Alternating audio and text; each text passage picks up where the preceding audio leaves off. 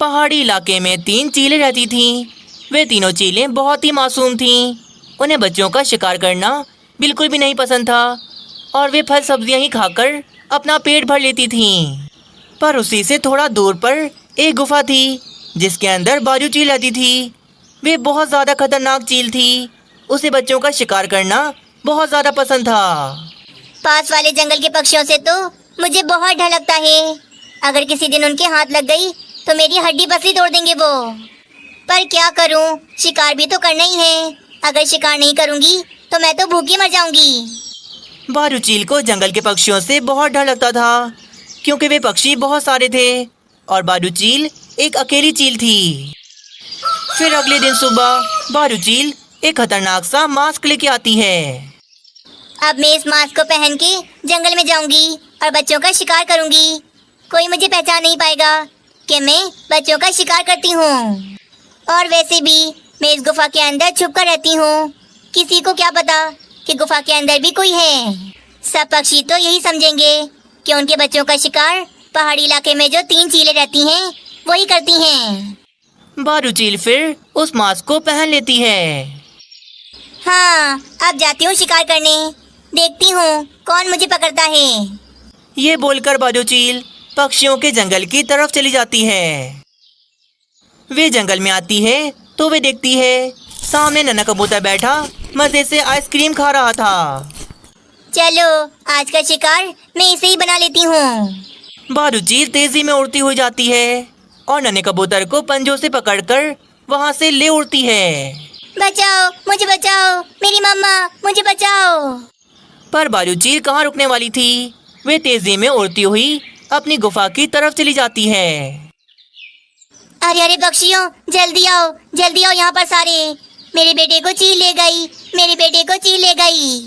कबूतर की ऐसी आवाज सुनकर सारे पक्षी अपने काम धंधे छोड़कर कबूतर के पास आ जाते हैं।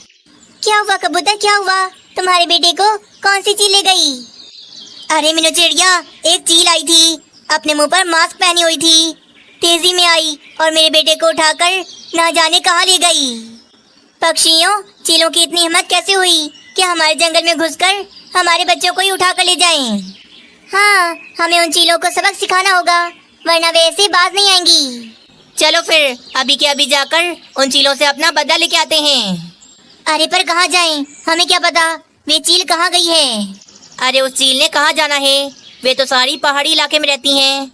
चलो हम सारे पक्षी पहाड़ी इलाके में चलते हैं।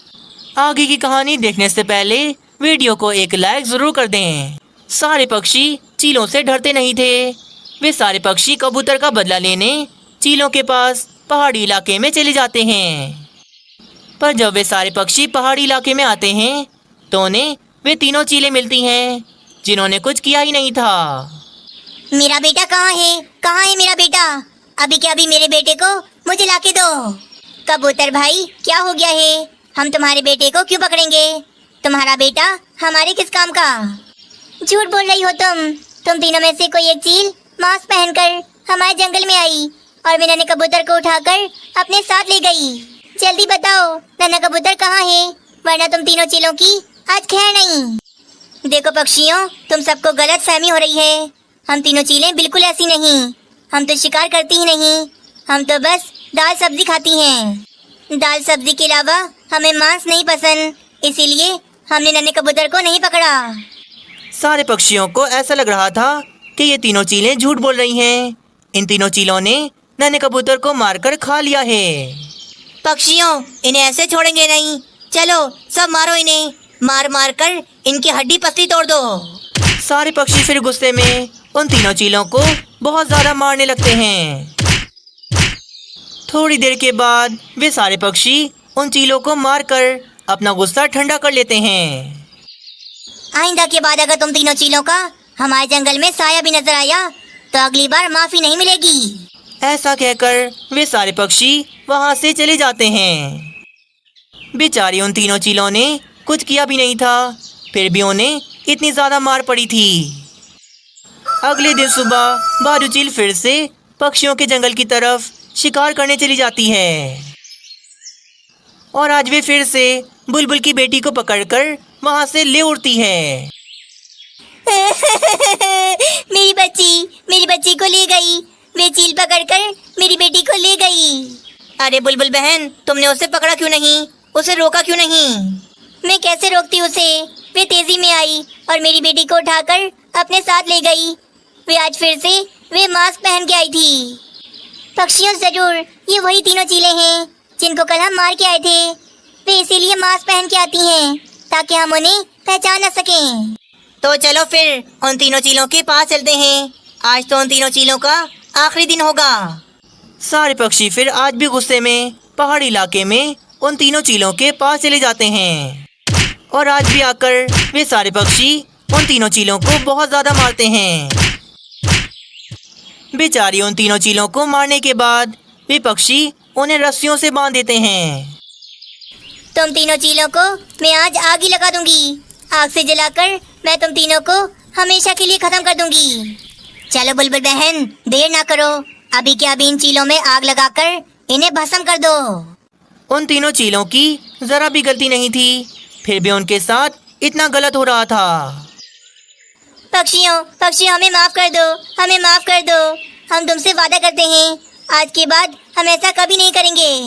हाँ पक्षियों, आज आखिरी बार मौका दे दो। तुम्हारे जंगल में किसी भी बच्चे का कभी शिकार नहीं होगा। बस आज छोड़ दो हमें। हम वादा करते हैं आज के बाद कभी भी हम तुम्हारे जंगल में कदम नहीं रखेंगे। उन तीनों चीलों की बात सुनकर मीनू चिड़िया उन तीनों चीलों को आखिरी मौका देने का सोचती है। पक्षियों, आज एक आखिरी बार हम इन चीलों को छोड़ देते हैं। आइंदा के बाद ये ऐसा कभी नहीं करेंगी और अगर इन्हें दोबारा ऐसा किया तो वो दिन तो इनका आखिरी दिन होगा। मीनू चिड़िया की बात वे सारे पक्षी मान लेते हैं और उन तीनों चीलों को वे आखिरी बार छोड़ देते हैं। सारे पक्षी उन तीनों चीलों को छोड़कर वापस अपने जंगल चले जाते हैं। मेरे तो समझ में नहीं आ रहा कौन है वे जालिम चील जो जंगल में बच्चों का शिकार करती है और इल्जाम हम तीनों पर आ जाता है। देखो राशि, हम तीनों चीलों को मिलकर किसी भी तरह उस जालिम चील को पकड़ना होगा, वरना वे सारे पक्षी मिलकर हम तीनों को मार डालेंगे। हाँ, कल वे जालिम चील दोबारा से पक्षियों के जंगल में हमला करेगी। कल तो हमें किसी भी तरह उस जालिम चील को उसके अंजाम तक पहुंचाना होगा। कल अगर हमने ऐसा ना किया तो वे सारे पक्षी मिलकर फिर हमारी जान ले लेंगे। वे तीनों चीलें ये फैसला कर लेती हैं कि कल किसी भी तरह उन्हें उस जालिम चील को उसके अंजाम तक पहुंचाना है। फिर अगले दिन सुबह जंगल में तो आज बिल्कुल सन्नाटा था। चील के डर की वजह से कोई भी बच्चा यहाँ वहाँ नहीं घूम रहा था। चलो जल्दी से जाती हूँ जंगल में और किसी बच्चे को पकड़ के लेके आती हूँ। ऐसा सोचकर आज फिर से बारू चील पक्षियों के जंगल में चली जाती है। पर आज वे तीनों चीलें जंगल में जाने वाले रास्ते की तरफ एक पेड़ में छुपी उस जालिम चील का इंतजार कर रही थीं। तभी उसी रास्ते से बारू चील मास्क पहने जंगल के अंदर चली जाती है। अरे ये क्या, जंगल में घूम घूम कर थक गई, पर आज मुझे जंगल में कोई बच्चा नजर क्यों नहीं आ रहा। क्या करूँ अब मैं? अगर ज़रा देर तक इस जंगल में रुकी तो पक्षी आकर मुझे पकड़ लेंगे। लगता है आज मुझे बिना शिकार के ही यहाँ से वापस जाना होगा। बारू चील आज बिना शिकार के ही वापस वहाँ से चली जाती है। बारू चील वापस अपनी गुफा की तरफ जा रही थी और वे तीनों चीलें भी बारू चील का पीछा करती हुई उसके पीछे पीछे जा रही थीं। आखिरकार बारू चील अपनी गुफा में चली जाती है और वे तीनों चीलें बारू चील को गुफा में जाती हुई देख लेती हैं। देखा दोस्तों, ये वही जालिम चील है जिसकी वजह से पक्षियों से हमें इतनी मार पड़ी और पक्षियों ने हम पर इल्जाम लगाया। राशि, ये अच्छा मौका है। वे चील अभी गुफा के अंदर है। हम इस गुफा को एक बड़े से पत्थर से बंद कर देते हैं ताकि वे चील हमेशा के लिए इस गुफा के अंदर कैद हो जाए। जब वे चील बाहर नहीं आएगी तो शिकार कैसे करेगी? चलो चलो जल्दी से ये काम करते हैं। थोड़ी देर में वे तीनों चीलें एक बड़ा सा पत्थर लेकर आती हैं और उस पत्थर से उस बड़ी सी गुफा को वे बंद कर देती हैं। चलो अब ये चील इस गुफा के अंदर भूखी प्यासी मर जाएगी और अपने अंजाम को पहुंच जाएगी। बारू चील तो अब हमेशा के लिए उस गुफा के अंदर कैद हो गई थी। फिर कुछ दिनों के बाद बारू चील भूख प्यास की वजह से उसी गुफा के अंदर मर जाती है और अपने अंजाम को पहुंच जाती है। कालू जी ये देखें, मेरे पास कितने सारे पैसे हैं। ओए रानी, तुम्हारे पास इतने सारे पैसे कहाँ से आए? तुम्हारी कोई लॉटरी लगी है या फिर किसी के पैसे चुराए हैं? आपकी तरह चोर नहीं हूँ मैं, अपने समझदार भाई की बहन हूँ। ये पैसे मुझे मेरे भाई ने दिए हैं। आप तो मुझे फ्रिज दिला नहीं सकते, इसीलिए मेरे भाई ने पैसे दिए ताकि मैं इन पैसों से नया फ्रिज ले लूं। अरे वाह भाई, तुम्हारे भाई ने हमें नया फ्रिज खरीदने के पैसे दे दिए। ये तो बहुत अच्छी बात है। अब हमारे मजे आ गए, हम भी फ्रिज का ठंडा ठंडा पानी पियेंगे। थोड़ी शर्म करो कालू जी, आप तो इतना ज्यादा खुश हो रहे हो जैसे ही आपके पैसे हो। ना जाने किस बेशरम और आलसी कौवे से मेरी शादी हो गई। तुम मेरी पत्नी हो और तुम्हारा भाई तुम्हें जो देगा वो मेरा भी होगा ना। अब इसमें बेशर्मी वाली कौन सी बात है? कालू जी ये लो पैसे और आज ही जाओ, जाकर नया फ्रिज लेके आओ। कालू कौवा पैसे लेकर फ्रिज खरीदने के लिए जा रहा था। तभी उसे रास्ते में भंगार की दुकान नजर आती है, जहाँ पर पुराना सा एक फ्रिज रखा हुआ था। अरे ये फ्रीजर तो कमाल का लग रहा है। अगर मैंने ये फ्रीजर भंगार से खरीद लिया तो मेरे तो काफी सारे पैसे बच जाएंगे और वे सारे पैसे मैं अपने पास रख लूंगा। रानी से कह दूंगा कि ये फ्रिज नया है और सारे पैसे इसी में लग गए। कालू कौवा फिर उस भंगार की दुकान पर आता है और उस पुराने से फ्रिज की बात करता है। वैसे तो ये फ्रिज बिल्कुल ठीक है, थोड़ा पुराना हो गया है, इसीलिए इसे भंगार में बेच रहा हूँ। पर ये फ्रिज चलने में बहुत ही बढ़िया है। ठीक है, मुझे फ्रिज खरीदना है, पर इस फ्रिज के मैं ज्यादा पैसे नहीं दूंगा। मैं यहाँ का नहीं हूँ, दूसरे जंगल से सामान लेके आता हूँ। बड़ी मेहनत लगती है, इसीलिए पैसे तो मैं कम नहीं लूंगा, कम से कम 25,000 रुपए लूंगा। रानी ने 30,000 रुपए दिए हैं और ये फ्रिज 25,000 रुपए का है। चलो मेरे 5,000 रुपए बच जाएंगे, काम आ जाएंगे मेरे। कालू कौवा कम दामों में भंगार की दुकान से वे पुराना सा फ्रिज खरीद लेता है और बाकी के बचे हुए पैसे वे अपने पास रख लेता है। फिर कालू कौवा वे पुराना फ्रिज एक गाड़ी पर रखकर अपने घर ले जाता है। आगे की कहानी देखने से पहले वीडियो को एक लाइक जरूर कर दें। रानी मैं ले आया, मैं फ्रिज ले आया। अब हम रोजाना ठंडा ठंडा पानी पियेंगे। कालू जी ये नया तो है ना, क्योंकि इसकी हालत देखकर लग रहा है ये पुराना फ्रिज है। तुम देखती जाओ रानी, मैं इस फ्रिज को अभी ऑन करता हूँ। देखना क्या बढ़िया बर्फ जमाएगा ये। कालू कौवा फ्रिज का प्लग लगाता है, पर ये क्या, वे फ्रिज तो चालू ही नहीं होता, उसकी लाइट भी नहीं जलती। कालू जी इस फ्रिज की तो लाइट ही नहीं जल रही। जब ये फ्रिज चलेगा नहीं तो ये बर्फ कैसे जमाएगा? अरे ऐसा कैसे हो सकता है? ये फ्रिज चल क्यों नहीं रहा? मैंने इतने सारे पैसे दे दिए। मुझे लगता है उसने मुझे धोखा दिया, मुझसे झूठ बोला। हाँ, आप जैसे मूर्ख कौवों को कोई भी बेवकूफ बनाकर चला जाता है। हाय रे, मेरे भाई के पैसे डुबो दिए, मेरे भाई के पैसे। अब मैं क्या करूँगी? मैं खुद ही चली जाती और नया फ्रिज लेके आती। मैंने आपको क्यों बोला? रानी कौवी कालू कौवे को बहुत ज्यादा बातें सुना रही थी। फिर 2 दिन के बाद रानी कौवी का भाई फ्रिज देखने आता है, पर वे पुराना और खराब फ्रिज देखकर समझ जाता है कि ये फ्रिज पुराना है और कालू कौवे ने पैसों में घपला किया है। मेरे मेहनत के पैसे तूने ऐसे ही जाया कर दिए। बेशरम कौवे, मैं तुझे छोड़ूंगा नहीं। रानी कौवी का भाई कालू कौवे को बहुत ज्यादा मारता है और मार मार कर वे गुस्से में वहाँ से चला जाता है। हाय, मेरी कमर तोड़ दी, मुझे मार मार कर मेरा कीमा बना दिया। इतना मारता है कोई? सब इस बेकार फ्रिज की वजह से हुआ है। इसकी वजह से मुझे इतनी मार पड़ी। कालू कौवे को गुस्सा आता है और वे गुस्से में अपना फ्रिज अपने घर से निकालकर बाहर लाकर कोने में फेंक देता है। उसी जंगल में एक गरीब मीनू चिड़िया रहती थी, जिसका एक छोटा सा बेटा मानू चिड़ा था। मम्मा कहीं से भोजन लेके आओ, अब बर्दाश्त नहीं होता। मेरे पेट में तो अब चूहे दौड़ रहे हैं। मानो चिड़ी, मेरी नौकरी नहीं गई होती तो हम पर ऐसा वक्त कभी नहीं आता। मैं जाती हूँ जंगल में और कहीं से भी भोजन ढूंढ के लाती हूँ। मीनू चिड़िया फिर भोजन की तलाश में यहाँ वहाँ घूम रही थी। तभी उसे कालू कौवे का वही फ्रिज नजर आता है। ये फ्रीजर यहाँ पर किसने फेंक दिया? जरूर ये खराब होगा।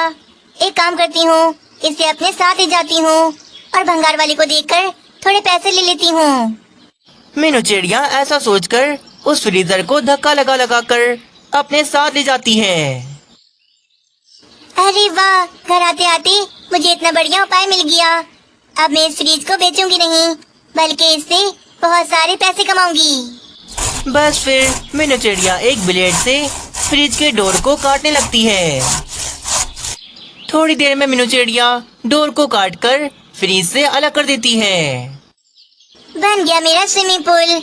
अब मेरे स्विमिंग पूल में जंगल के बच्चे नहाएंगे और बदले में मुझे पैसे मिलेंगे। मीनू चिड़िया फिर उस फ्रिज को लेकर नदी के पास आ जाती है और बाल्टी भर भर कर पानी उस फ्रिज के अंदर डालने लगती है। थोड़ी देर में वे फ्रिज तो पूरा पानी से भर जाता है। वे तो पूरा स्विमिंग पूल लग रहा था। आजो आजो बच्चों, गर्मियों के मौसम में मेरे स्विमिंग पूल के ठंडे ठंडे पानी में नहाओ। अरे बाबा वो देखो स्विमिंग पूल, मुझे नहाना है, मुझे नहाना है, मुझे ले चलो वहाँ पर। अच्छा अच्छा मेरे बेटे, चलो चलते हैं। फिर तोते का बेटा मीनू चिड़िया के स्विमिंग पूल में नहा रहा था।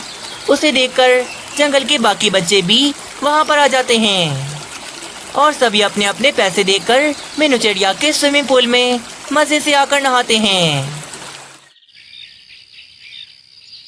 मानो चिड़ी, ये देखो मैं भोजन में क्या क्या लेके आई हूँ। मेरा काम चल गया है। अब हम दोनों रोजाना मजे मजे के भोजन खाएंगे।